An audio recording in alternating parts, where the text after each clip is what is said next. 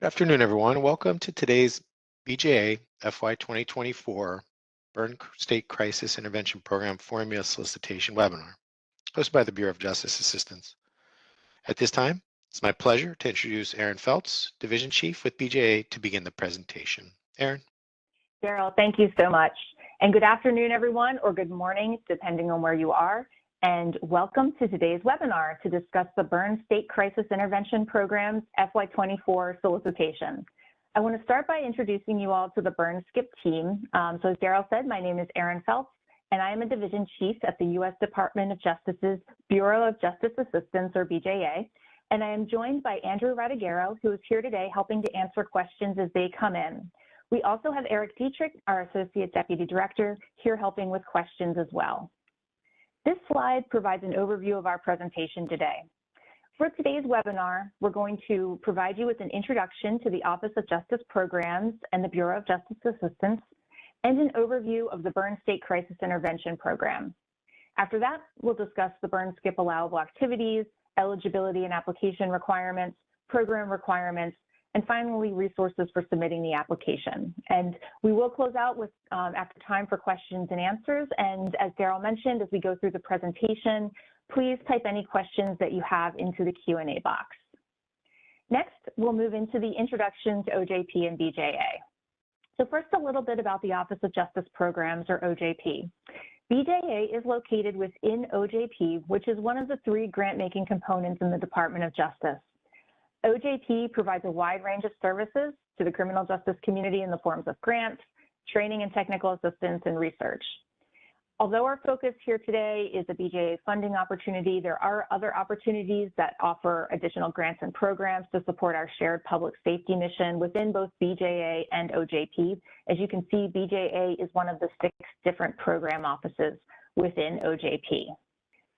So the Bureau of Justice Assistance was created in 1984 to reduce violent crime, create safer communities, and reform our nation's criminal justice system. BJA strengthens the nation's criminal justice system and helps America's state, local, and tribal jurisdictions reduce and prevent crime, reduce recidivism, and promote a fair and safe criminal justice system. BJA focuses its programmatic and policy efforts on providing a wide range of resources, including training and technical assistance, to law enforcement, courts, corrections, treatment, reentry, justice information sharing, and community-based partners to address chronic and emerging criminal justice challenges nationwide. And BJA supports the field by providing diverse funding to accomplish goals, of course, directly through our grants and cooperative agreements, but also by researching and sharing what works to build capacity and improve outcomes, and by consulting, connecting, and convening. So before I move into an overview of the Byrne SCIP program, we would love to see who's joining us here today. So if you haven't already done so, please take a second to add your name and state to the chat. Just great to kind of see who's joining us. And then as a reminder as well, the Q&A feature is for questions throughout the presentation. So moving forward into an overview of the Byrne SCIP program. Byrne SCIP was created by the Bipartisan Safer Communities Act of 2022, which was assigned into law just about 2 years ago to reduce gun violence and save lives, and to make progress towards keeping guns out of dangerous hands. The Act also seeks to ensure that extreme risk protection order laws, commonly referred to as red flag laws, and programs are implemented in accordance with the Constitution, and that they provide for adequate due process protections. The Act amended the JAG statute to include some additional program areas, which include but aren't limited to extreme risk protection order programs and mental health, drug treatment, and veterans courts programs. And it also expanded authorization to include civil proceedings and appropriated $750 million, or $150 million per year for 5 years, to the Byrne SCIP program. And so far, under Byrne SCIP, BJA has made 51 awards worth nearly $250 million. As we noted before in the agenda, we're going to cover a number of different aspects of the SCIP program, starting with how funds can be used. The Byrne SCIP funds can be used for the implementation of state crisis intervention court proceedings and related programs or initiatives, including but not limited to mental health courts, drug courts, veterans courts, and extreme risk protection order programs. The FY24 Byrne skip solicitation and May update to the FAQs include updated language from last year to help clarify allowable activities. BJA understands the related programs or initiatives to mean those programs or initiatives that have a direct connection to crisis intervention, which is focused on identifying risk and intervening before harm occurs. Programs and activities focused exclusively on response to crime in progress or already committed would not be considered crisis intervention, and activities and costs must be necessary for the proper and efficient performance of a crisis intervention program, being reasonably connected or logically related to the program purpose. And the FY24 updates also provided an expansion of examples of possible programs under SKIP. So the expanded examples included in the updated FAQs are covered in question 32 of the FAQs and include the areas of extreme risk protection order programs, or ERPOs, with some examples being training for those implementing ERPO programs, training for judiciary and court staff on ERPO proceedings, and communication, outreach, and publication strategies. Related court-based programming, a short list of examples, including identifying, triaging, and connecting court-involved people in crisis to services, expanding the capacity of existing drug, mental health, and veterans treatment courts, prosecutor, pretrial, and court diversion programs, programming and training on domestic violence cases and related protection orders, including relinquishment of firearms and threat assessment training. Referrals to community-based services for people in crisis. This could include pre-arrest law enforcement and first responder deflection, behavioral threat assessment programs and related training, mobile crisis units, peer support specialists, suicide and crisis prevention and referral to services, embedding social workers with law enforcement and co-responder programs, de-escalation training for law enforcement, first responders, and other justice practitioners. And then funding for law enforcement crisis intervention programs or initiatives. A couple examples could be gun safety training for community members, supplies, equipment, technology training to safely secure, store, track, and return relinquished guns, specialized training such as crisis response and intervention training, training for school resource officers on identifying youth at risk, data collection, analysis, and strategic planning to address community gun violence. Keep in mind that this is not an exhaustive list. We understand there may be additional crisis intervention needs for different communities. And when looking at potential activities, the important thing is to remember to connect to the proposed activities and costs to how they will address crisis intervention, focused on identifying risk and intervening before harm occurs. So more general gun violence prevention, investigation, and general law enforcement strategies, such as enhanced patrols, active shooter training, NIBIN systems, activities and costs without the connection to crisis intervention would not be appropriate under Byrne SKIP, but could be included in other BJA programs such as the Byrne JAG program. When program plans and subaward project descriptions are submitted to BJA, make sure that they include clarity on how the proposed activities and costs will address crisis intervention. So while activities might also have a broader prevention outcome to the community at large, or assist with the response to violence already occurring, or use information and lessons from past cases, the primary focus and purpose should always be targeted towards crisis intervention. So in addition to examples of allowable programs, the FAQ also provides information on additional guidelines and resources. So for those implementing behavioral health programs under SKIP, those programs must be operated in accordance with the SAMHSA national guidelines for behavioral health crisis care. For those implementing drug court programs, the programs must conform to the All-Rise, formerly the National Association of Drug Court Professionals, the All-Rise key components for drug courts. BJA's provisions on medication-assisted treatment are also linked to here. Finally, the National Guidelines for Behavioral Crisis Care Toolkit and the Guidance for Emergency Responses to People with Behavioral Health or Other Disabilities also provide additional resources on community-based services for people in crisis. For some additional resources on allowable or potential activities, the Byrne SKIP 101 webinar held last March included a number of examples of approved subawards covering a range of different areas. For those that weren't able to join in March, or who would like to review the information provided, the recordings are available and we have the links on this slide. So while the updated FAQ didn't include any changes to the unallowable costs for the program, we did want to cover them here. In addition to the costs listed as unallowable by the DOJ Grants Financial Guide, SCIP funds may not be used for prizes, rewards, entertainment, trinkets, or any monetary incentives. They may also not be used for gift cards, food and beverages, drones, supplanting of state or local funds, or any of the items prohibited by Executive Order 14074. Finally, funds may not be used for lobbying.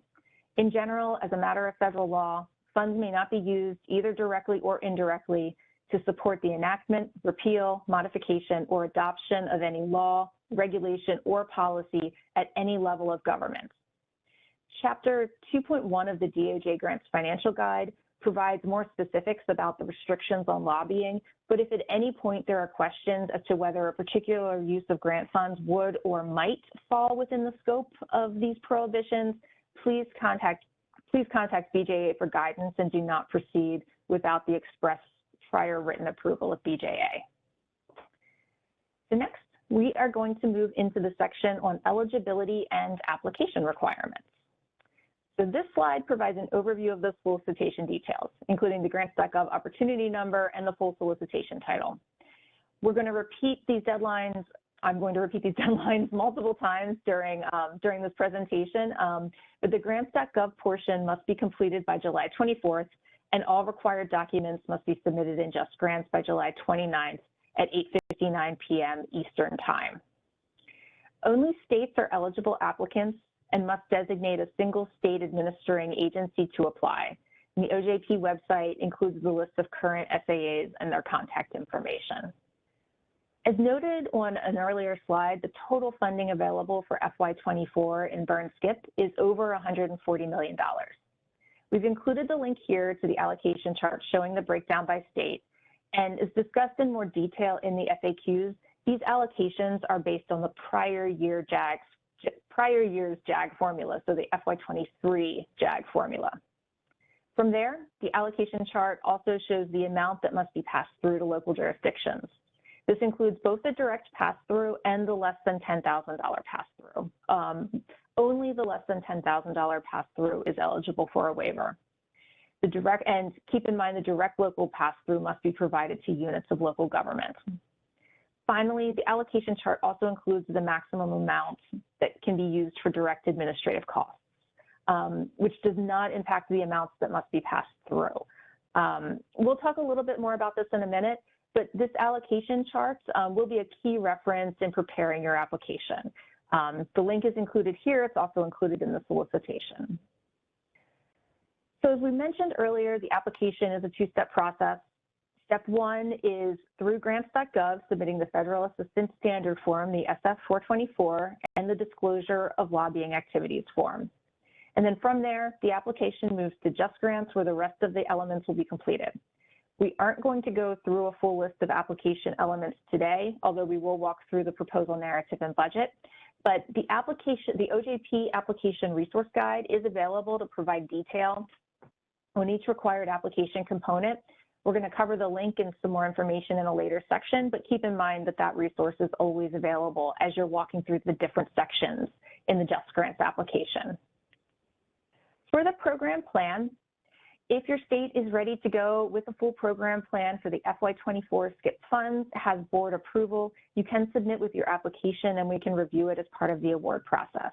However, for those states who aren't yet at that step, the preliminary program plan can be a broad overview of how your state might proceed.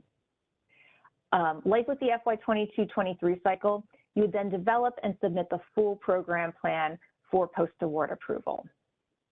As with the program plan, if your state is ready to go with a full budget for the FY24 SCIP funds and has board approval, you can submit it with your application and we can review it this time. However, if you're not at that step, submit the preliminary budget with your application, and then that final budget that aligns with the board-approved program plan will be submitted for approval post-award.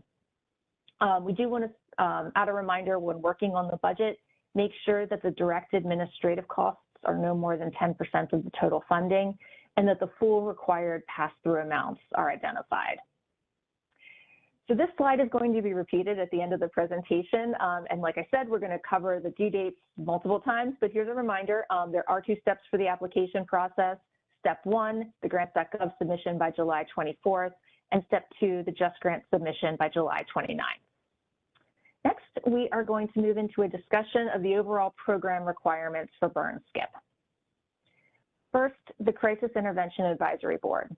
This board will inform and guide the gun violence reduction programs and initiatives and must include members from law enforcement, the courts, community, prosecution, behavioral health services, victim services, and legal counsel. Existing advisory boards, task forces, working groups, committees, etc., can meet the Crisis Intervention Advisory Board requirement if the existing entity includes the representatives as listed on this slide. If a board is already in place from the FY22-23 round of funding, the board members do not need to change. It doesn't have to be a new board for the FY24 funding. And just a reminder that as part of the program plan submission, it must include information on the advisory board, its membership, and its governance structure. More information on the advisory board requirement can be found in questions 41 and 43 of the FAQ. The program and budget plan must be approved by BJA. As noted earlier, the final plan and budget do not need to be submitted with the application. We know more time is probably needed to work with the advisory board and fully develop the plan. Instead, if it's not submitted with the application, we will include a withholding condition on funds pending the submission, which will allow $20,000 in obligations for the purpose of plan development in coordination with the advisory board. If the plan is submitted post-award, the post-award approval process is completed via scope change GAM, which along with the advisory board approval would also be required for any later substantive changes to the plan or budget. And the FAQs include details on what specifically would need to be included in that GAM for the post-award plan approval. All subawards must also be approved post-award via a scope change GAM. The FAQs also provide the full details on the requirement for that approval as well. Submissions do need to include the recipient, award amount, project period, as well as a description of the activities and subaward budgets. Again, see FAQ number 45 and 46 for more information. For plans that include ERPO activities, a certification is required stating that the Extreme Risk Protection Order Program to be funded satisfies each of the requirements outlined in the Bipartisan Safer Communities Act prior to the use of grant funds for ERPO programs. The requirements specific to ERPO programs are also covered in question 34 of the FAQ, along with a link to the certification form. As a condition of the award, grantees are required to cooperate with BJA and the training and technical assistance providers to ensure that programs funded by Byrne SCIP are designed to protect the constitutional rights of individuals and to cooperate with the statutorily required evaluation activities. The use of grant funds for a research partner from the state share of funds also encouraged. Up to 10% of the total award may be used for direct administrative costs. This is calculated from the total award amounts, but it cannot reduce funds from the pass-through amounts. There is no statutory limit on indirect costs, and keep in mind that subaward budgets can also include 10% for direct administrative costs. Funds may be, under Byrne SCIP, funds may be obligated once awards have been offered and accepted, and any award conditions prohibiting obligations have been cleared, including the post-award approval of the program plan and budget. As we noted before, the program and budget plan withholding condition will allow obligations not to exceed $20,000 for the sole purpose of developing the program and budget plans in coordination with the Crisis Intervention Advisory Board. However, make sure to review the award conditions carefully in case other holds were included. Byrne SCIP does work differently than JAG. Drawdown requests should be timed to ensure that federal cash on hand is the minimum needed for disbursements and reimbursements that can either be made immediately or within 10 days. And if they cannot be spent or dispersed within 10 days, funds do need to be returned to the awarding agencies. So funds cannot be drawn down and held in advance.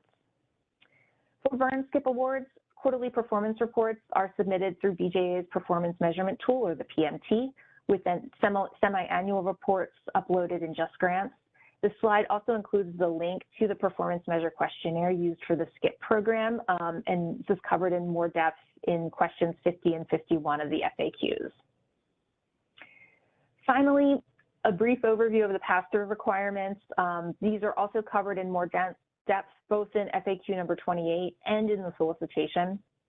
So the direct local pass-through of 40% is comprised of the share of funds. It's proportionally decreased that was available for direct local JAG awards in FY23.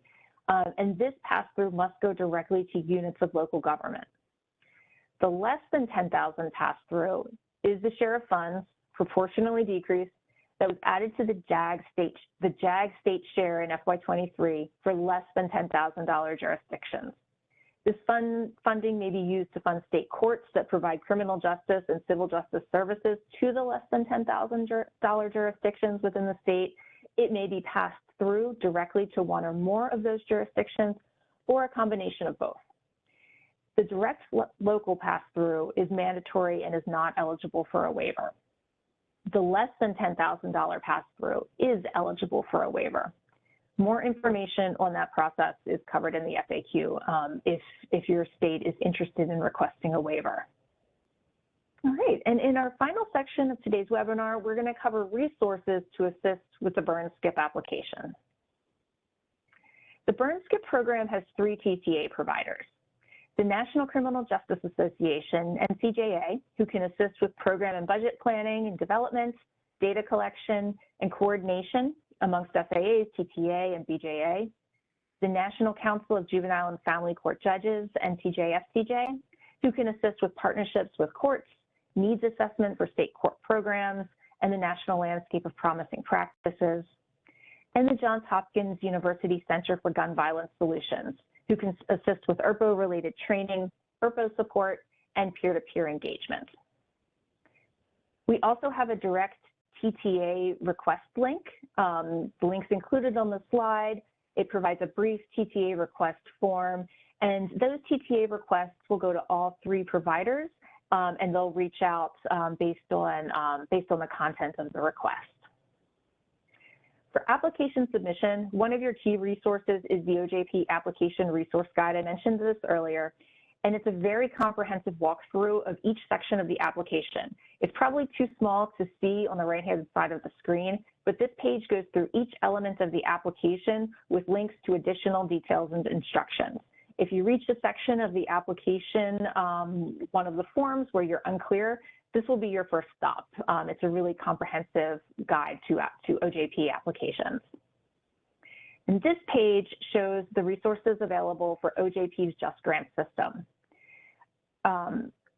For JustGrants, there's a detailed step-by-step job aid reference guide available that will walk through all of the submission steps within JustGrants. There's an application checklist to ensure you've completed all of the elements within JustGrants. And there's also a weekly application mechanics webinar that's held every Wednesday. And you can register for that to ask specific questions and learn more about the application process. This site also provides links to user support, which will be your first stop if you run into any technical issues with the JustGrants system. If you need application assistance, here's who you will contact. I said you would see the slide again. Here it is. And remember, the grants.gov portion is due July 24th, the JustGrants portion July 29th. Both deadlines are at 8:59 p.m. Eastern Time. For general updates and information from OJP, this slide provides information on how to sign up for news releases, new information, and updates. And here you can find ways to connect with BJA for more information and updates. The OJP Response Center is also available to assist with questions regarding applications. You can see their email, phone, and hours of operation here on this slide. And remember, there are 2 deadlines for the submission. There's the grants.gov submission, that's step 1 with the 2 forms, and then step 2 through JustGrants for the full application. And then finally, before we turn to the Q&A, just one final reminder on how to reach out for assistance. the grants.gov help desk for questions on submitting the grants.gov portion, the Just Grants help desk for technical assistance with submitting the full application in Just Grants, and finally, the OJP Response Center for questions on programmatic requirements. And now with that, I think we are ready to move into the Q&A. I see some questions have been coming in while I've been talking. So Daryl, I'll hand it over to you. Thanks so much, Sharon. And just a reference, today's recording, transcript, and PowerPoint will be posted to the BJ website. So you'll be able to go back and reference this if you need to at any point. Once that's posted, everybody that registered will receive an email when and where to access that. So plenty of time left today. If you have a question, enter it in the QA box. We'll plan to get to that as we can. And as Aaron mentioned, yeah, there are quite a few questions in the box. Those are being answered by the team, but you know, out of the relevance of the questions, we can go ahead and ask and answer those to get them on the recording as well. So the first one is, I understand admin, which is listed as direct costs, cannot exceed 10%. What about indirect costs? Would that be outside of the 10% and allowed in the state share? Yes, and I thought Andrew responded to that. Indirect costs do not count towards the 10% administrative limit. They would need to come from the state share, though. Just keep that in mind, because the directs and the less than 10,000 pass-through amounts must remain what's listed in the allocation chart. Do we need a program plan each fiscal year? Or if we have no changes, we're good to go? So we do need a program plan submitted for each fiscal year. However, if you expect that your program will remain largely the same, I would imagine there wouldn't be many changes to the program plan. You know, we would expect you to kind of take a look, make sure there are any updates needed, you know, around dates, around kind of changes to the landscape that have happened in the last year and a half since the first submission. But if you do expect your program to continue in a similar vein, you know, we understand it would look very, very similar to what was submitted with the 22-23 program. Would items such as transportation vouchers or bus passes to ensure clients are able to attend mental health treatment be allowable within this? Those are generally allowable as long as there are systems and processes in place to ensure that they're used for the purpose intended, and we can provide some more information about what those policies might want to include. So yes, as long as they're managed in a way to make sure they're used for program purposes. Regarding the less than $10,000 pass-through allocation requirement, how does one know what entities are categorized as that? They have a requirement for general non-skip JAG funds as well. Is there a list posted online anywhere? It's not posted online, but reach out and Andrew or I can send that to you. So those are the jurisdictions that in the past year's JAG funding would have received less than $10,000. So then rather than receive a direct award through JAG, it was included in the JAG state share. But as Andrew noted, we can provide that list for last year. Is an ERPO certification required if those activities are limited to providing education and training on an ERPO program, as opposed to the development of an ERPO program? Yes, and as Andrew noted, and that would still be required. And if you do have any questions, don't hesitate to reach out. Is there a basic definition of what's considered to be an admin cost? And can that 10% admin be used for grant management personnel, or is it only for supplies and other related activities? So as Andrew noted, they can be related to, it's any allowable costs for the administration of the award. It can certainly include personnel, fringe, supplies, et cetera. Travel, if you're visiting sub-awardee sites to monitor. You know, we can, you know, definitely answer any questions you have about that as well. Is there an official process for getting the program plan approved for the coming year? Is it just submitted in grants, in Just Grants with a narrative?